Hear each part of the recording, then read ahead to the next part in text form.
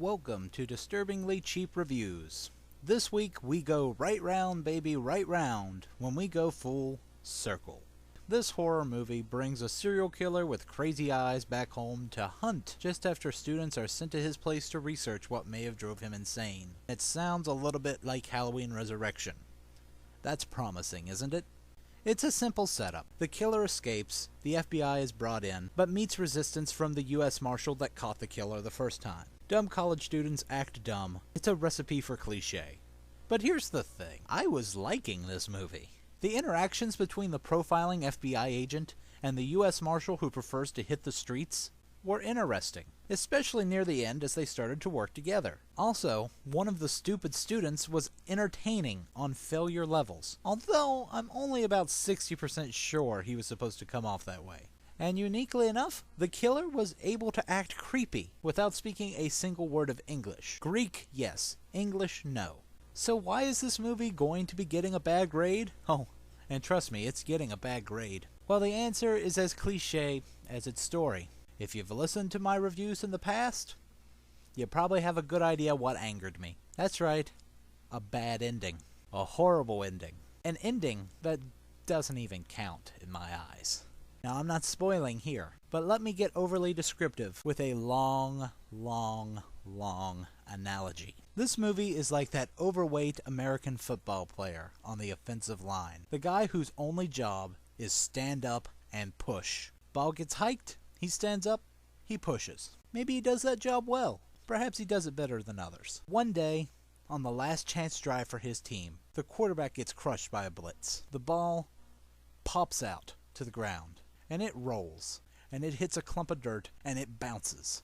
And that bounce lands in that big man's hands. So he grabs up every bit of instinct he has in his rotund body, and he starts running. Running as fast as his pudgy frame can take him. His teammates by his side wiping out potential tacklers. And he runs over some poor safety who weighs probably about as much as his Thursday dinner. He's going to be a hero. He is going to achieve the fantasy of every big man whose job is to stand up and push. He is going to score a game-winning touchdown. He is going to get the interview on ESPN. So he runs, and he runs, and he runs, and there's the end zone.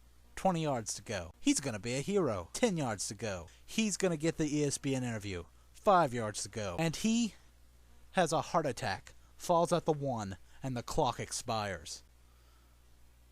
That was this movie. I give this movie a D. I was more than prepared to give this movie a B. It drops 2 grades and it barely, trust me, it barely avoids the cellar. This movie made me think that I had found a diamond in the rough. Everything was clicking. Cliché stuff didn't feel cliché. The movie seemed good. And then it dropped me like the football in that big man's arms.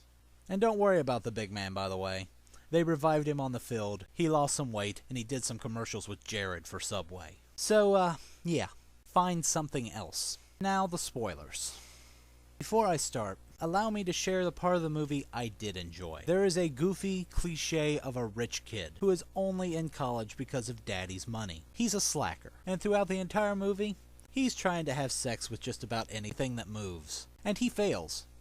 He fails horribly. The movie starts with him getting a girl topless, filling our requirement for that, then accidentally calling her the wrong name. Then later on, he's in a van with a very easy acting woman who suddenly wants him to tell her that he loves her, or nothing is happening. Once he relents and professes his ever-true love, she decides a car is the wrong place to consummate their relationship. So finally, he meets her at a shower. But he forgot his condom, and as she said, no cover, no lover. By the time he returns with one, she's been killed off screen. I guess I just found the whole thing kind of amusing.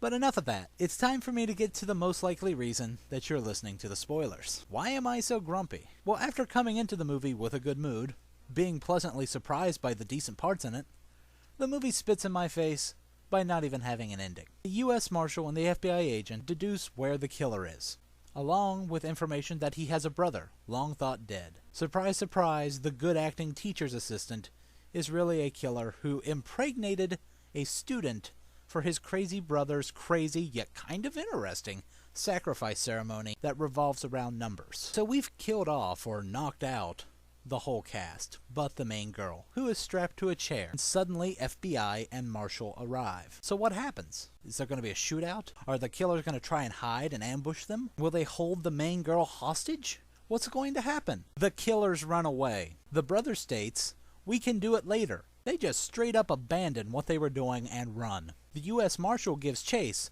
but trips, hurting his knee. So they get away. We cut to the next day, where they get passports and drive into the distance. The end. The end. They get passports, they look at each other, they drive away. The end. Nothing has been solved. Pregnant girl is just pregnant. They're not coming back for her. The cops are just cops that didn't even solve anything. The killers are just killers. They failed to do anything remotely close to what they wanted to do. This is something that should happen at a midway point of a movie. This is where you start the chase. This is where the cops are supposed to start trying to figure out where they're going to go before they strike again. But it just stops. It just ends. It builds, it builds, it builds, it builds, and then it builds some more, and then it just shrugs and goes into the credits. That's ridiculous. That's lazy. That's not creative. That's not even close to a sequel tease. I was going to have a fun review. As I was watching this movie, I imagined the review I was going to make of it. I was going to have fun pointing out that the rich kid brought a gun in case a bear showed up. And then I was going to slip in a picture of the spirit bear from the bear review. You know, just have a good time pointing things out, having fun. Instead, I get this ending. And the movie doesn't deserve jokes. It doesn't deserve anything. It's why I made a stupid right round baby right round joke at the beginning. 'Cause it doesn't deserve much more than that. So I'm done. Until next time, have an ending.